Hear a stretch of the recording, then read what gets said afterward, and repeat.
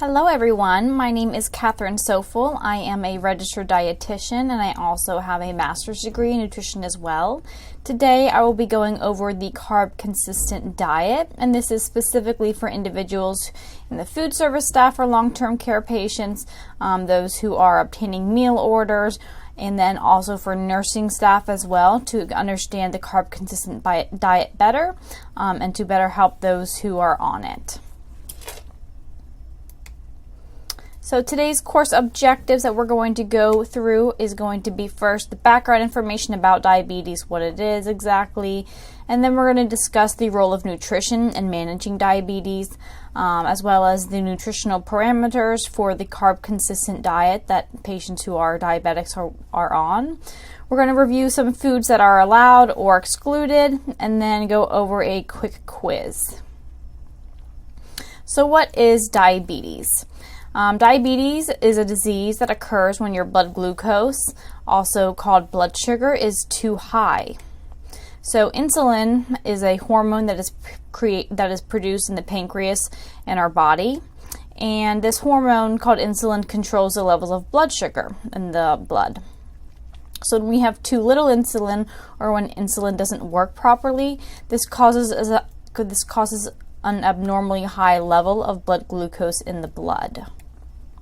And glucose comes from the food that we eat. So when we eat food, it is converted into glucose, and this is the body's main source of fuel and energy, and how we survive throughout the day for energy purposes.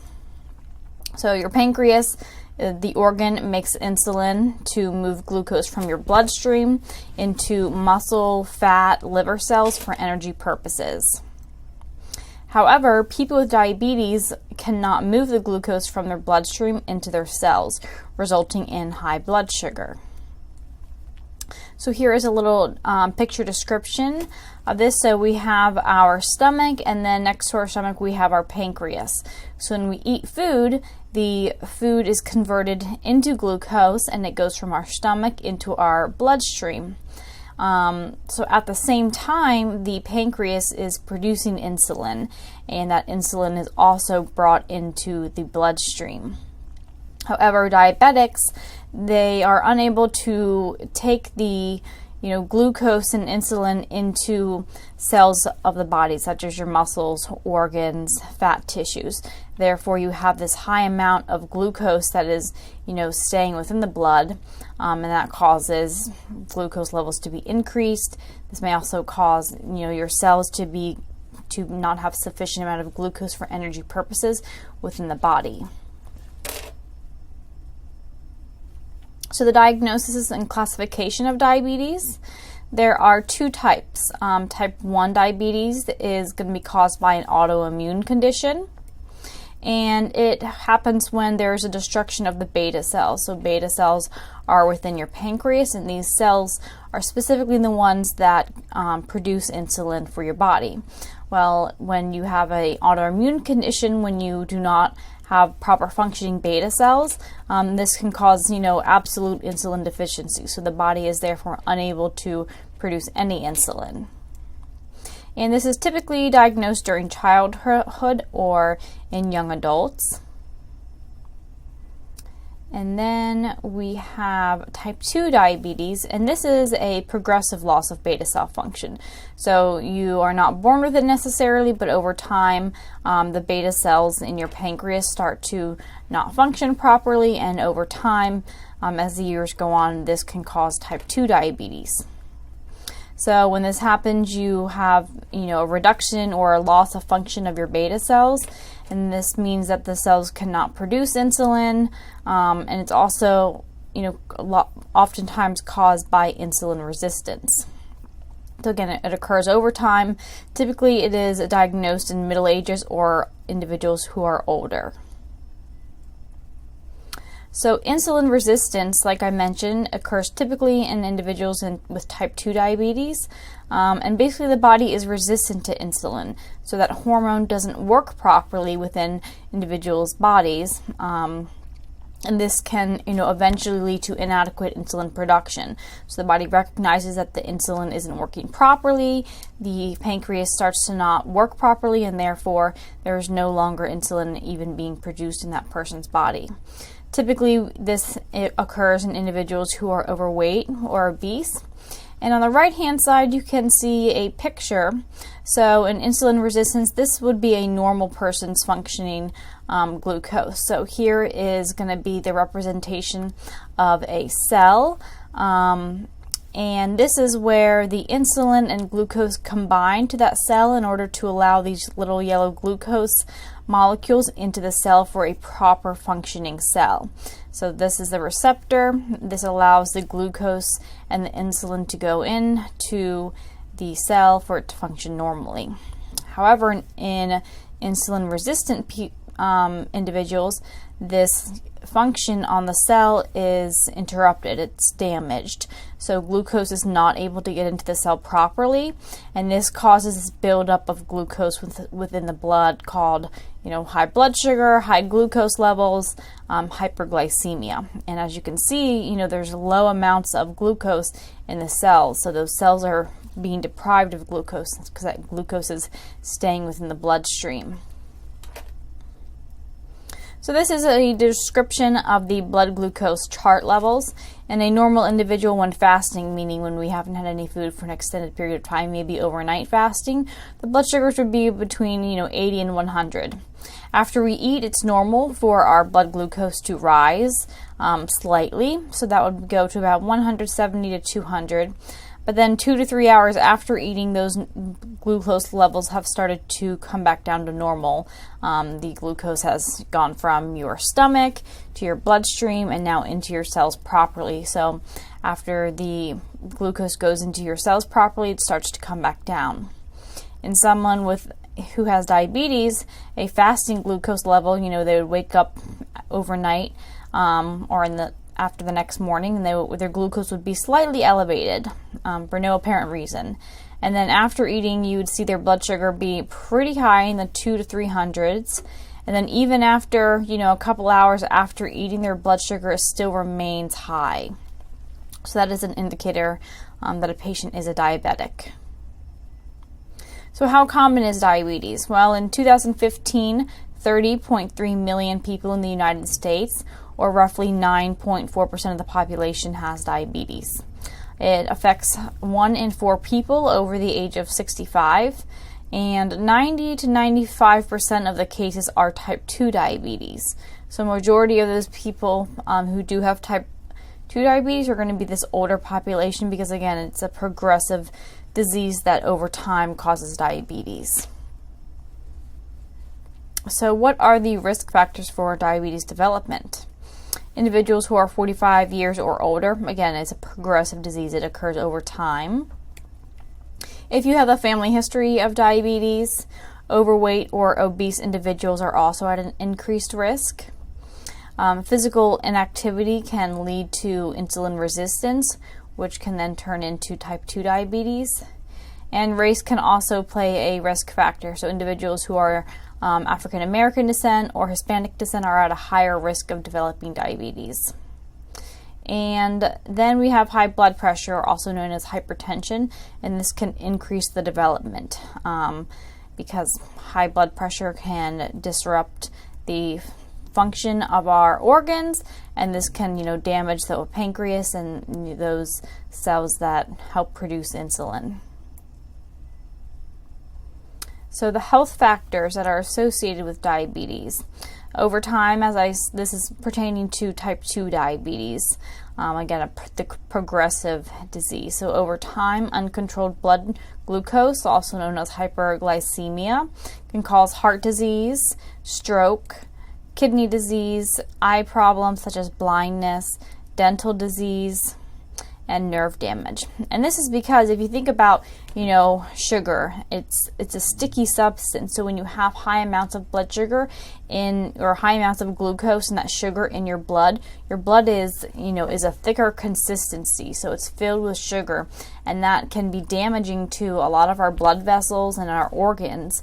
So this is why it's really important to catch diabetes as an early diagnosis and make sure that our blood sugars are within normal range, because we don't want that sticky, thicker sugar-filled glucose running through our body constantly, and it again can cause this array of issues. So what are the symptoms of hyperglycemia? Individuals may have excessive thirst, and this is again because the blood sugar is really high in the blood, and so it's causing us to be thirsty because it wants to try to balance out the ratio of water to glucose in the blood. You may be tired or weak because your cells are being deprived of proper glucose, because that glucose is sitting in the blood instead of going into your cells. So the cells become deprived and they're looking for that source of energy from the glucose that they're not able to get. It can also cause headaches, again, from having a lot of glucose in the blood. The brain is not able to get the proper amount of glucose that it's looking for to function. It can also cause frequent urination. Again, that excess amount of sugar in the blood is causing you to urinate more frequently as a way to get rid of it. And it can also, blurred vision can also be a sign of hyperglycemia. So what are the key factors for insulin administration? So individuals who do not produce enough insulin, or they are resistant to the insulin that the body creates, we have to administer insulin externally. So it's typically in the form of a shot. So individuals who need the extra insulin have to be given it manually. So diabetics require insulin therapy to manage diabetes and control blood glucose. And the factors for adequate blood sugar control are going to be the insulin administration time. So these are going to be fixed times of when glucose is, or when insulin is going to be administered. It also takes into consideration the timing of a patient's meals and the amount of carbohydrate intake. So all of these factors play simultaneously together. We want to know when is insulin going to be administered, and the timing of meals to be set up in a way that a patient eats a meal and then either they have been given insulin ahead of time or afterwards in order to help control those blood sugar levels. And then the amount of carbohydrates that someone is consuming also is going to affect the glucose levels and the amount of insulin that's going to be given. So monitoring blood glucose and carbohydrate intake is key for controlling high blood glucose, such as hyperglycemia, and low blood glucose, known as hypoglycemia. For instance, if a patient has eaten a large amount of carbs, it's important to know, how much carbs they ate, when was their last time that they got insulin, what are their blood sugar levels now, and how much insulin do they need now in order to combat the amount of glucose that they just consumed. And on the other hand, we have hypoglycemia, or low blood glucose. So if an individual is on a fixed insulin regimen and they're given insulin, but they didn't eat their meal or they didn't eat any carbohydrates on their meal, it's important to monitor for these and understand, how much insulin is a patient getting, have they eaten, how much carbohydrates have they eaten, because we don't want these levels to go, too low or too high. So always keeping in mind, the intake of meals, the amount of carbs, and then the insulin administration. So medical nutrition therapy for diabetics. The carb-consistent diet is also known as the diabetic diet, and the goals of medical nutrition therapy for diabetes are to improve overall metabolic outcomes. So the glucose and lipid levels, provide appropriate energy to maintain desirable body weight, and improve overall health through optimal nutrition. The consistent carbohydrate meal planning approach incorporates consistent carbohydrate intake, fat intake modifications, and consistent timing of meals and snacks if needed. The American Diabetes Association recommends the consistent carbohydrate meal planning approach over the standardized energy level meal patterns based on the exchange lists. So again, for each meal, we want a consistent amount of carbohydrates. So the goals of the diabetic diet are to promote and support healthful eating patterns, emphasizing on a variety of nutrient-dense foods, maintaining a healthy weight, because again, risk factors and things that can make insulin resistance worse are going to be individuals who are overweight or obese. So we certainly don't want individuals who are overweight or obese to continue to gain weight and worsen the insulin resistance. Attain individualized glycemic, blood pressure, and lipid goals. And then delay or prevent the complications of diabetes. So carbohydrate intake. There is no ideal amount of carbohydrates that an individual should consume. What is most important is an overall consistent amount. So although there is an ideal amount, it's important to have a consistent amount for breakfast, lunch, and dinner. And then the timing of carbohydrate is also important. So we don't want a patient going, eating breakfast and then not eating until dinner time, because you have that area in between lunch and dinner where that patient's not eating anything at all, and this can really disrupt glucose levels. So both of these things are key for improving postprandial, which is the post-meal glucose control. It's also important for individuals who are on fixed insulin dosing regimens, again, because individuals are getting insulin to help improve blood glucose. So knowing, how much carbs they ate and when they ate is going to be important for those insulin regimens. Consistent pattern of carbohydrate intake, again, both the time and the amount can result in improved glycemic control and reduce the risk of hypoglycemia.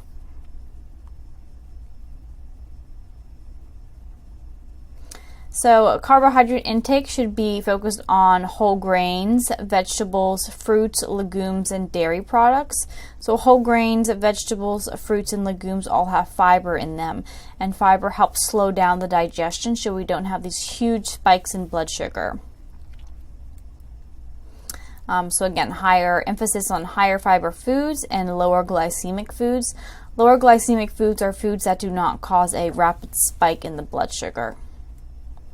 And then we want to avoid sugar-sweetened beverages and minimize consumption of foods with added sugar to control weight, reduce the risk of cardiovascular disease and fatty liver disease.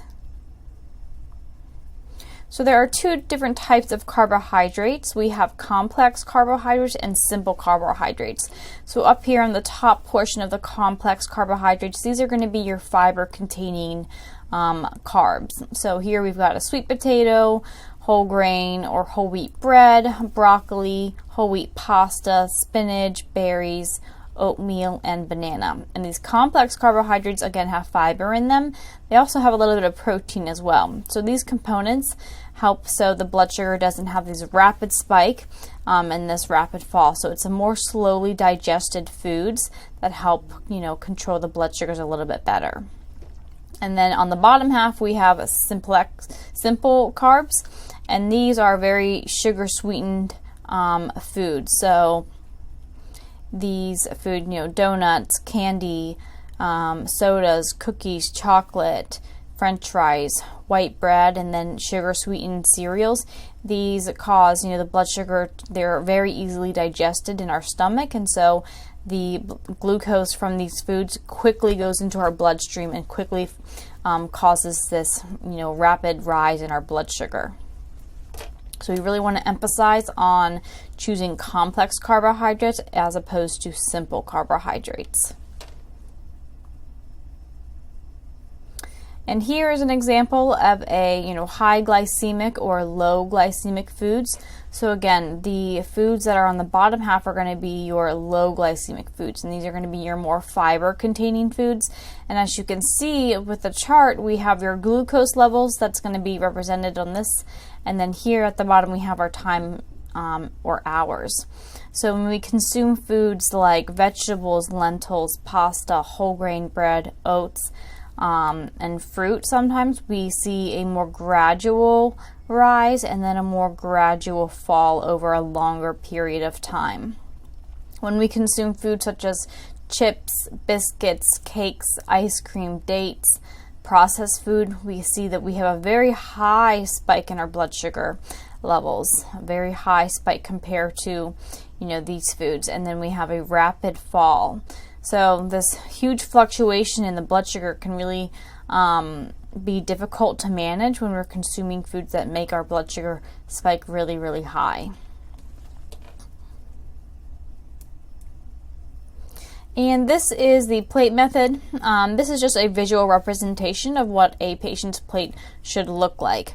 So ideally, we want to have, about 1/4 or a little bit more than 1/4 be filled with vegetables. Again, these are going to be healthy foods that have fiber, lots of vitamins and minerals. And then we want 1/4 to be whole grains. So both of these food components, again, have lots of fiber.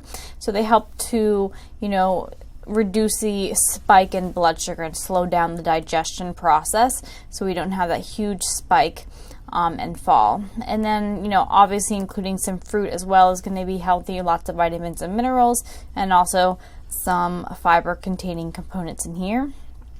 And then lastly, we have our protein foods. So protein as well is also important for blood sugar control because, again, it helps to slow down the digestion process so we don't have that massive spike in blood sugar. So this is the nutritional parameters for the diabetic diet. So the calorie amount is going to vary from patient to patient, just depending on what they order. And then as well, in facilities, some patients may be on a calorie restriction for diabetics specifically. So if a patient is on a, calorie restriction, it's going to be either between 1,500 to 2,000 calories a day. So those calories will vary per day depending on the patient's, exact amount. For the fat, we want less than 30% of the calories to be from fat and less than 7% of the saturated fat to be, or 7% of fat to be from saturated fat, because saturated fat is going to be our, more unhealthy fat. So we really want to limit the unhealthy fat in the diet.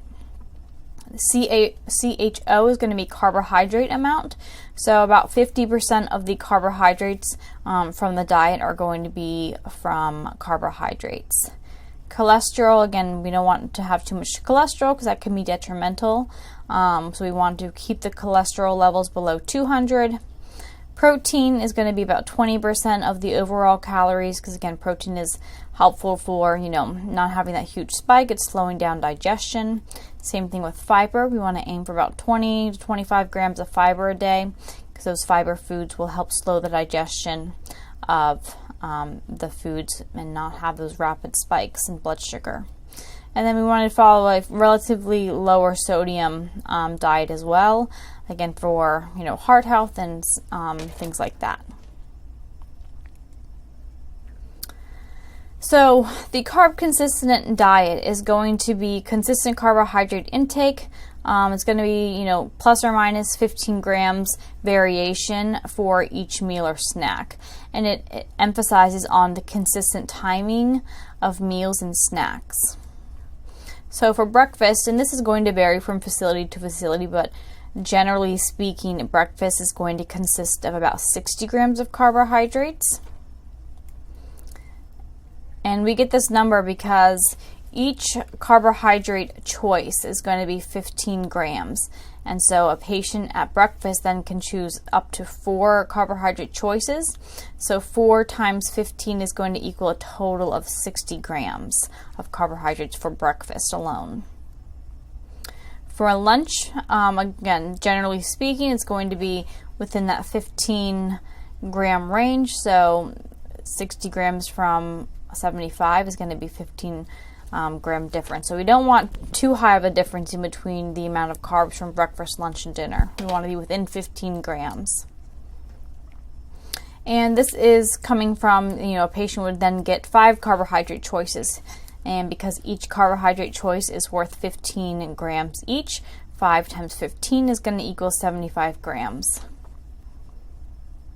And the same thing for dinner. 75 grams, 5 choices, 15 grams per choice. So as you can see here, this is a pretty consistent amount of carbs. You're having 60 for breakfast, 75 for lunch, 75 for dinner. So again, that consistent amount of carbohydrates for breakfast, lunch, and dinner. And then the consistent timing of meals as well. So meals are, typically on a fixed timing schedule, and we really want to try to keep to those timings of meals so that patients aren't having huge gaps in between the times that they're eating and going long hours from not eating. So here is the exchange list, and none of these things need to be memorized, but this is just you have a general understanding of how many carbohydrates are in specific food choices. So each of these choices on the exchange list provides about 15 grams of carbohydrates in each serving. I'm not going to go through all of them, but just to point out some specifically, some common food items that you might see. So grits, a half a cup of grits is going to be 15 grams. And remember, for breakfast, a patient is allowed 60 grams total. So they get about 15 grams from grits. Pasta, a half a cup of cooked pasta is going to be 15 grams. Let's see, shredded wheat cereal, a half a cup of shredded wheat cereal is 15 grams. And other breakfast cereals, cooked cereals such as oatmeal, 15 grams for every half of a cup. Rice as well, cooked rice, 1/3 of a cup is going to be 15 grams. And then we've got corn. So corn is a starchy vegetable, same thing with potatoes, squash such as butternut squash, and sweet potatoes. So although these are, healthy vegetables, they still do have starch in them, and they are considered a carbohydrate choice. So a half a cup of corn is going to be 1 serving. Peas as well, a half a cup of peas. A small baked potato is going to be 15 grams. A mashed potato, about half a cup of a mashed potato would be 15 grams. A sweet potato, about 1/3 of a cup would be 15 grams. Moving on to our bread. So a half of a bagel is going to be 15 grams.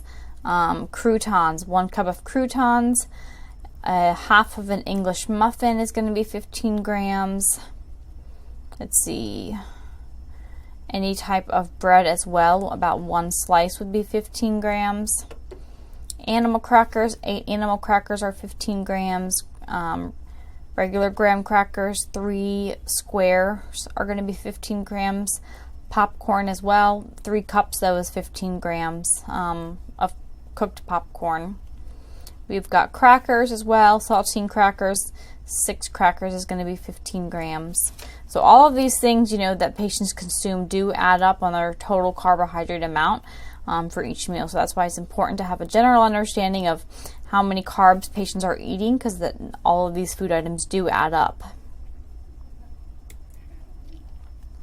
And then we have our starchy foods that are prepared with fat. So a biscuit that's about 2.5 inches across. 1 biscuit would be 15 grams. Let's see, we've got a muffin, 1 small plain muffin is going to be 15 grams. A pancake or waffles that are 4 to 4.5 inches across would be so a 4-inch pancake is actually going to be you can have 2 pancakes. That would be the 15 grams, and then 1 waffle square is going to be 15 grams.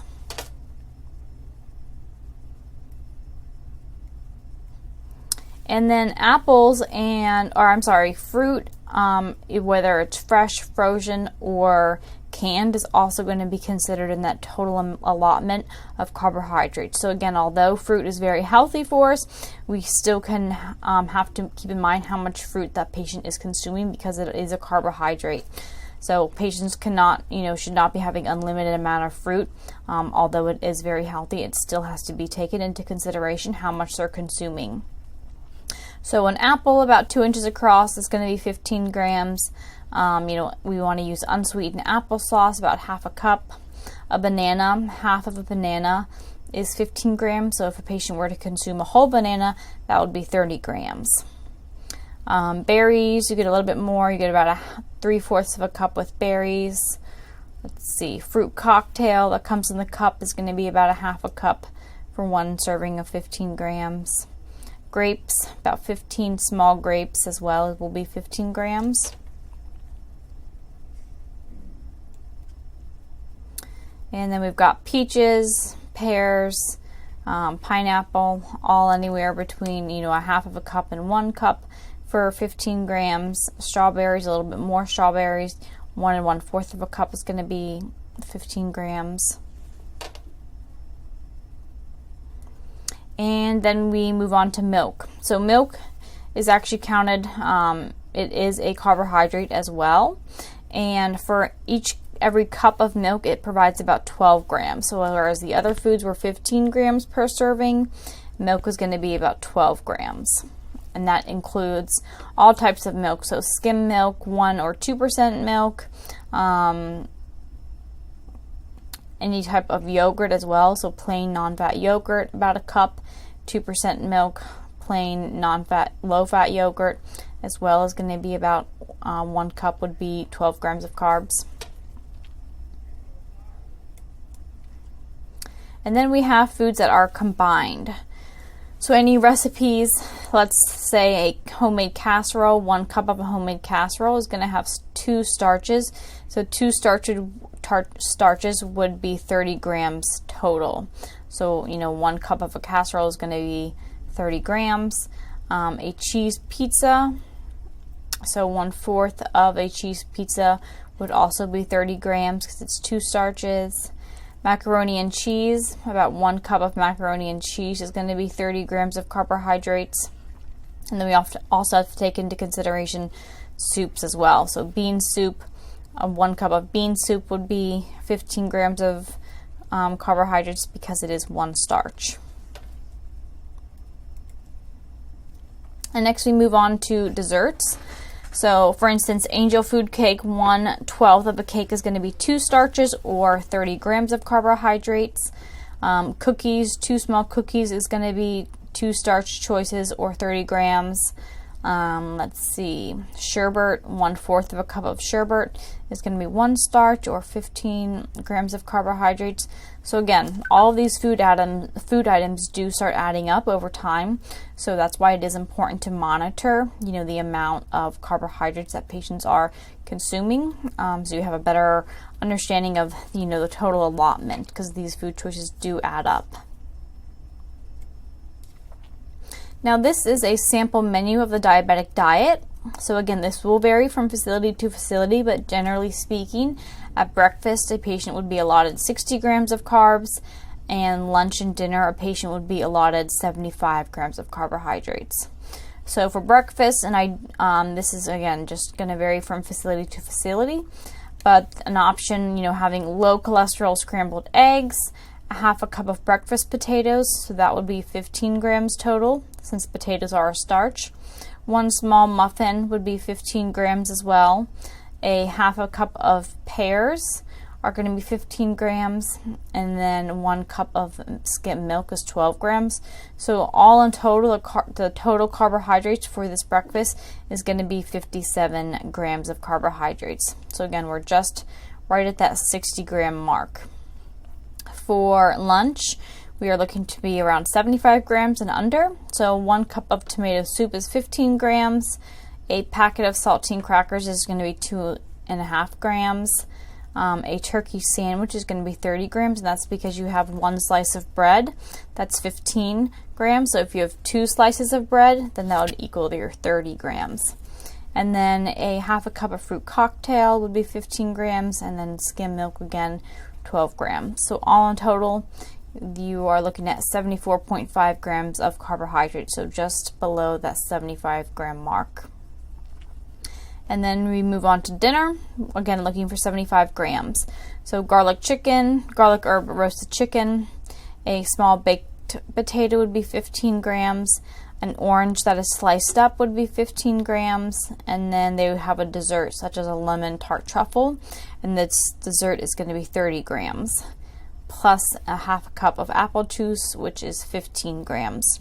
So all in total, that patient would have received 75 grams of carbohydrates total. And then these are going to be the foods that are allowed or excluded. Again, this is going to vary from facility to facility. Some of the foods on the excluded list, they may be able to have, again, if the facility allows it and they're under that total amount of carbohydrates for that meal.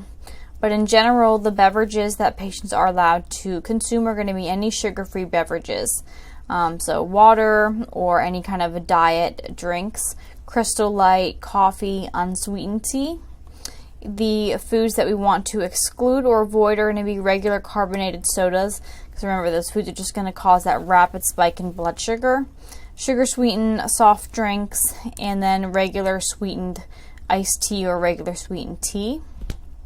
For our bread, cereals, and grains, any types of all grain products are allowed. We prefer a patient to choose whole grain, again, because that has the fiber in it and helps make it so the blood sugars don't spike as high.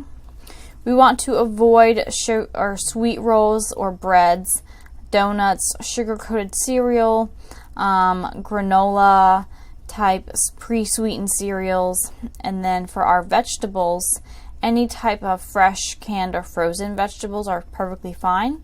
We want patients to choose non-starchy vegetables more often because those don't make the blood sugar go up. And then we want to avoid candy or glazed vegetables, sweet pickled vegetables, again, because those are going to be, more sugar dense and cause a more rapid spike in blood sugar. And then for our fruit and juices, any fresh, frozen, or canned fruit that is in their natural juices are perfectly fine. And then unsweetened fruit juice. So juice that is just from a fruit that doesn't have any added sugar is fine. We want to avoid sweetened fruit or fruit juices, and then candied or glazed fruits that has extra sugar added onto it.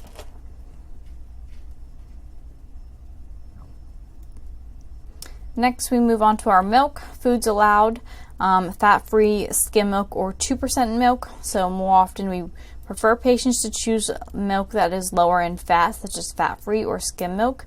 Again, because higher risk of other, heart disease problems, so choosing lower fat items is going to be the best option. And foods that are going to be excluded would be chocolate milk, milkshakes that are higher in sugar, eggnog, sweetened yogurt, and like hot chocolate that's not sugar-free. For our meats and meat substitutes, we've got beef, fish, poultry, pork, shellfish. Foods that are going to be excluded are going to be glazed meat, so anything that has, again, a sugar glazed coating on it. For our sugar and sweets, ideally sugar-free candy, sugar-free jelly, sugar-free syrup, sugar-free gelatin or pudding, sugar-free ice cream or frozen pops. And then foods that we want to exclude are going to be regular candy or sugar, honey, jam, jelly, marmalade, syrup, molasses, cakes, pies, cookies, pastries, sherbet, pudding, gelatin desserts, and ice cream. So next we're going to discuss some diabetic-friendly snacks. And each snack should consist of a carbohydrate, protein, and fat. We don't want to be giving patients just carbohydrates all by itself, again, because we're going to have those rapid spikes in blood glucose. Unless a patient has low blood sugar at the time, then that would be okay to give them just a carbohydrate-containing food or drink item, but on a regular basis, we want a patient to be consuming a food that has all of these food components in it, so that way we get a more gradual rise in their blood sugar and don't have these huge spikes. So again, it's going to be better for blood glucose control, and ideally a snack should contain between 15 to 30 grams of carbohydrates. So some snack examples are going to be graham crackers, which is going to be your carbohydrate choice. Peanut butter is going to have fat and protein, and then milk also has fat and protein as well. So this would be one snack in total. A next snack would be a turkey sandwich. So the turkey would contain your protein and fat, and then the bread for the sandwich would be your carbohydrate choice. pudding. Since pudding is made from milk, it's got all the components of carbohydrates, protein, and fat. And then wheat crackers with cream cheese and milk. So the wheat crackers would be your carbohydrate choice. Cream cheese is going to be your fat, and then milk contains both fat and protein. So any of these snack choices would be a diabetic friendly snack.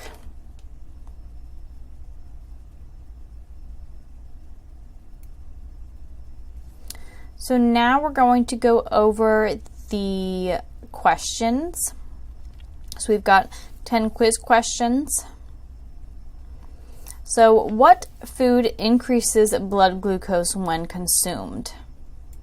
We've got A, carbohydrates, B, protein, C, fat, and D, all of the above. So I'll give you a minute to answer.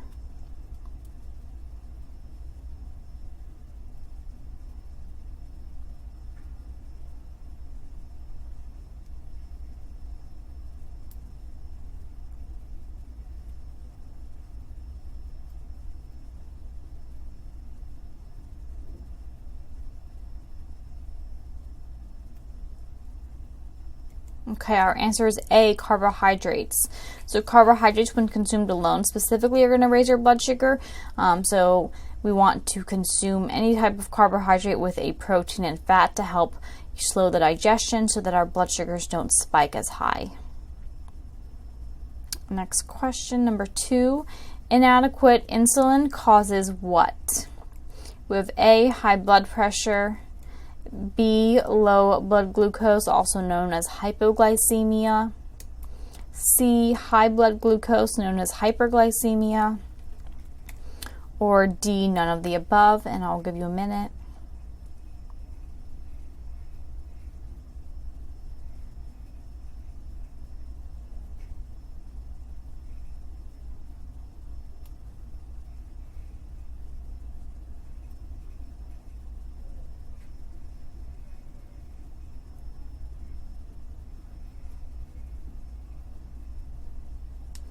Okay, so our answer is C. High blood glucose or hyperglycemia is caused when there is not enough insulin production, or if the insulin doesn't work properly and the glucose from eating remains in the blood. Question number 3. What is an important factor for managing a patient's blood glucose levels? We have A, the amount of carbohydrates consumed, B, the time carbohydrates are consumed, or C, the timing of insulin administration, D, all of the above.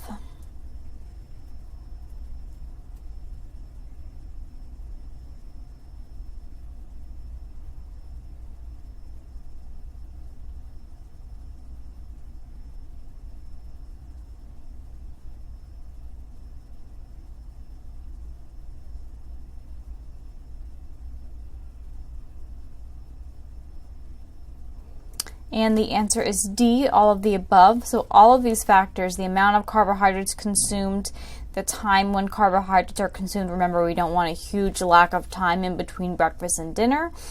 So making sure that, a patient is trying to eat consistently at the same times to go along with the timing of their insulin administration. So all of these factors are going to play an important role in managing the patient's blood glucose levels. Question number 4, what food item would cause a patient's blood glucose to spike higher? We've got A, oatmeal, B, eggs, C, cake, or D, broccoli.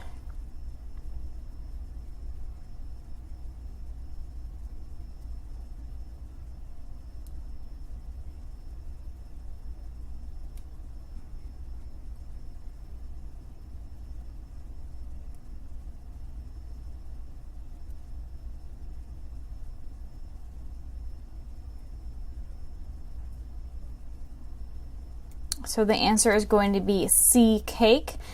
Cake is going to cause the blood sugar to spike higher than the rest. So remember, oatmeal and broccoli are both going to be complex carbohydrates that have fiber and a little bit of protein in them as well. So these two foods are going to cause a more slow rise in the blood sugar, and as opposed to the more concentrated foods like cake, which is going to cause a more rapid rise in blood sugar. And then eggs are going to be a protein and fat food, so they don't cause the blood sugar to spike. Next question, number 5. 1 serving of starch is how many grams of carbohydrates? So A, 5 grams, B, 15 grams, C, 30 grams. Let's do that again. A, 5 grams, B, 15 grams, C, 30 grams, or D, 60 grams.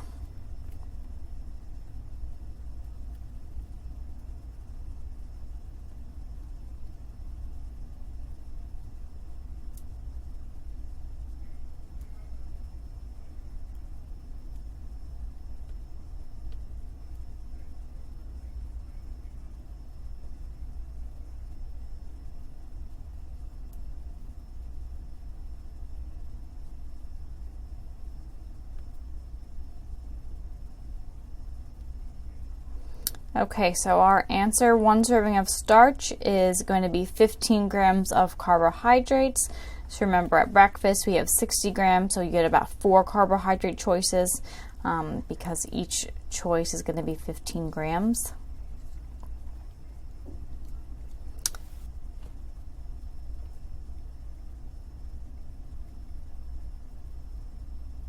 Okay, number 7, which is a diabetic diet breakfast? So we have A, pancakes, banana, bacon, regular syrup, muffin, and a coffee.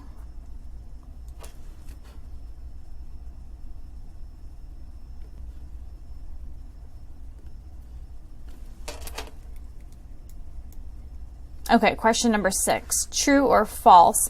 A patient can have double portions of fruit even if they exceed the carbohydrate amount for that meal. A, true, or B, false?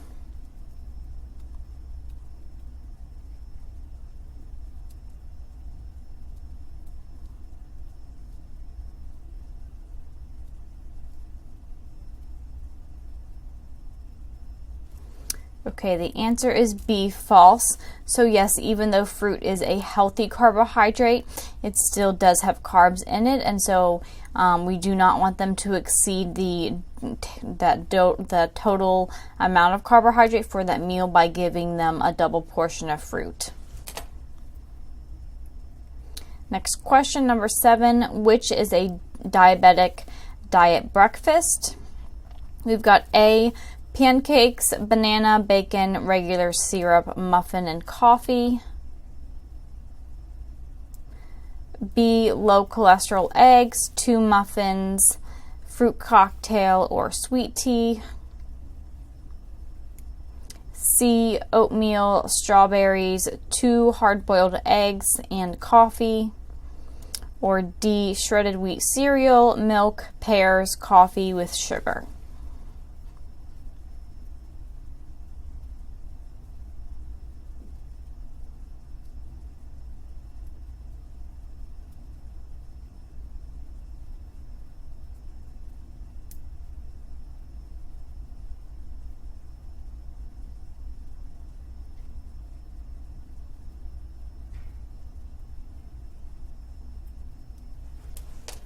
Okay, so the diabetic diet breakfast is going to be C, oatmeal, strawberries, hard-boiled eggs, and coffee.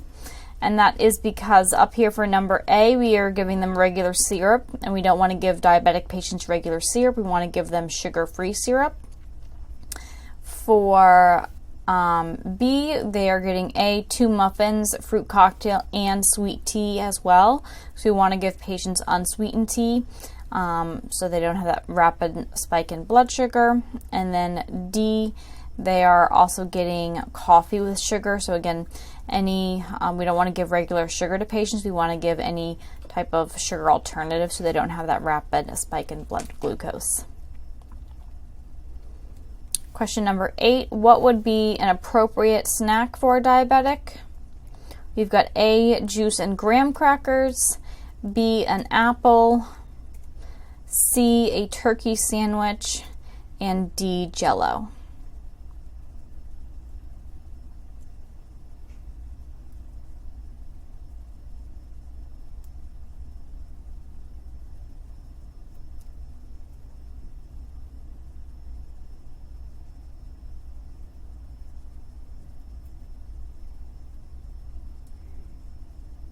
So the answer for an appropriate snack is going to be C, a turkey sandwich. And this is because the turkey sandwich contains all of those important macronutrients. So the turkey has both protein and fat, and then the bread from the sandwich is going to have the carbohydrates. The reason why juice and graham crackers would not be an appropriate choice is because these are both going to be carbohydrate choices. So a patient wouldn't have anything such as the protein or fat to help reduce the blood sugar from spiking as high. And then same thing with an apple. Although an apple is healthy, it doesn't have any type of protein or fat to help slow the digestion, and it's just going to spike the blood sugar. And then same thing with Jell-O. Jell-O is just a carbohydrate, so it's just going to cause a spike in that blood sugar. Question number 9, what is the appropriate response if a patient is asking to order more carbohydrates than their maximum amount? So we have A, explain that they're at the maximum amount and offer to swap or exchange an item. B, explain they're at the maximum amount and allow them to consume it anyways. C, allow them to order it but don't bring it. Or D, say nothing.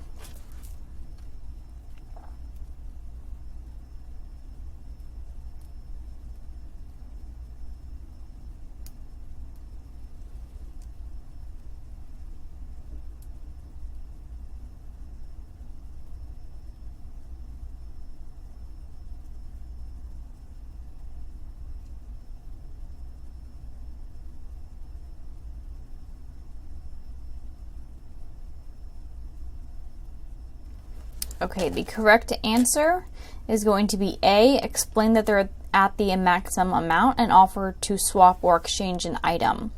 So if a patient, let's say, is asking for double portions of potatoes and they're already at their 75 gram maximum, but they're ordering maybe juice or they're ordering rice, they could switch an item, one of those items that has carbohydrates in it, to get the mashed potatoes as an addition. So we always want to explain that you're at the maximum, but you can, swap or exchange an item.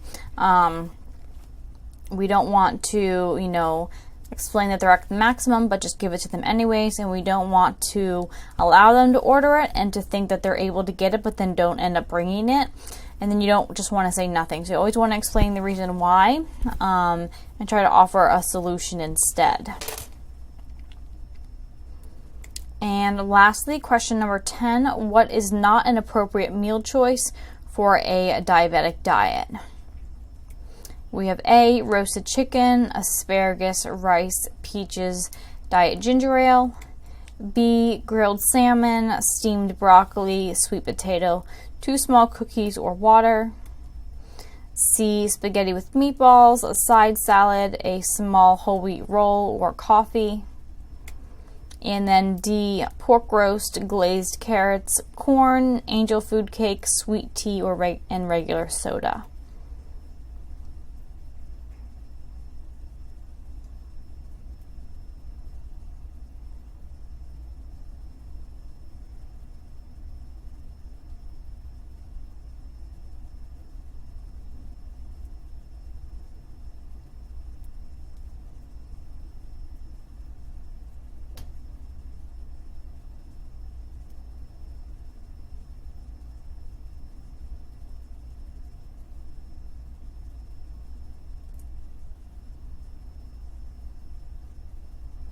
So the answer is going to be D, pork roast, glazed carrots, corn, rice, angel food cake, and sweet tea. This would not be an appropriate choice for a diabetic. The glazed carrots, we don't want to have that extra sugar glaze on the vegetables or any other food item.